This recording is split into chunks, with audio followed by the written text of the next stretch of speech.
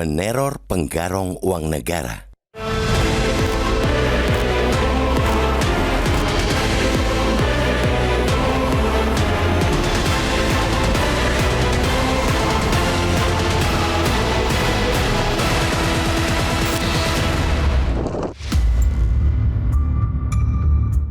Badan Pusat Statistik BPS awal Februari lalu baru saja merilis angka pertumbuhan ekonomi yang berhasil dicapai Indonesia sepanjang 2025, yakni 5,11% secara tahunan.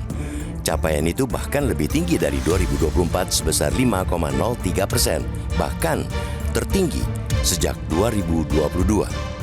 Rapor dari BPS itu memantik optimisme masyarakat. Mesin-mesin pertumbuhan masih bekerja optimal di saat ekonomi global masih tersendat. Kurang dari sepekan setelah rilis BPS itu, Transparency International Indonesia (TII) merilis data Indeks Persepsi Korupsi Indonesia sepanjang 2025. Berbeda dengan BPS, rapor dari TII memberi nilai jeblok atas pemberantasan korupsi. Sepanjang 2025, korupsi dipersepsikan naik sehingga menurunkan peringkat Indonesia 10 tingkat dari tahun sebelumnya dalam pemberantasan korupsi. Indonesia kini berada di posisi 109 dari 180 negara yang disurvei, jauh di bawah Malaysia dan Timor Leste, bahkan di bawah Ukraina yang hingga saat ini masih berperang. Rilis dari BPS dan TII itu menunjukkan wajah Indonesia yang amat kontradiktif. Ekonomi mampu tumbuh tinggi, korupsi seakan juga nggak mau kalah, ikutan ikut tinggi. Jika bicara apa adanya, sebenarnya ada benang merahnya juga di situ. Belanja para koruptor itu ikut memberi sumbangsi atas laju ekonomi sepanjang 2025. Ambil contoh gampangnya saja, dari kasus dugaan pemerasan pengurusan sertifikat keselamatan dan kesehatan kerja K3 di Kementerian Ketenagakerjaan pada 2025, Komisi Pemberantasan Korupsi KPK menyita 15 mobil dan 7 unit motor, semuanya kendaraan mewah. Di tengah ekonomi domestik 2025 yang masih ngos-ngosan, 11 tersangka korupsi dalam korupsi itu membelanjakan uang kotor mereka untuk membeli sederet kendaraan mewah. Kehadiran mereka menjadi oase di tengah lesunya penjualan mobil nasional pada 2025 yang anjlok sekitar 7% dibandingkan tahun sebelumnya, berdasarkan data Gaikindo. Meski bisa disebut oase, tentu saja itu bukan sebuah prestasi. Di mana martabat negara ini jika ekonominya salah satunya masih diputar oleh roda korupsi? Karena itu, rapor dari TII di atas mesti dijadikan alat tampar oleh pemerintah untuk terus memperbaiki integritas.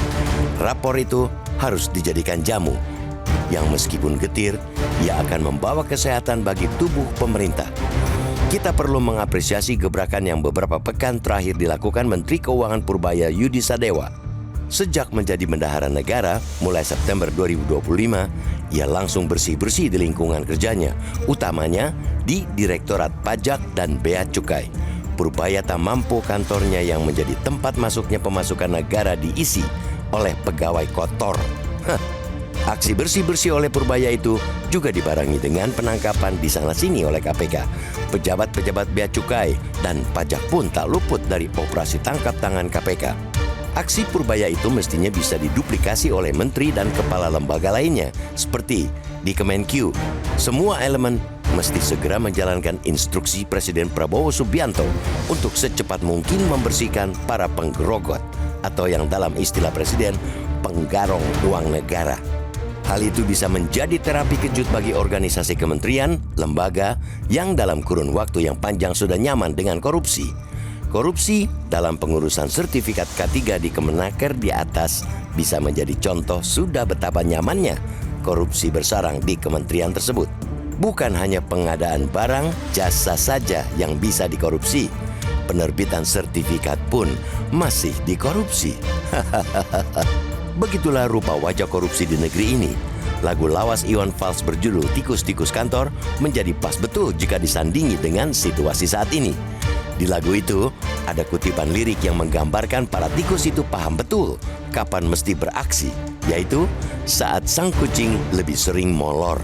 Tikus tahu sang kucing lapar, kasih roti, jalan pun lancar.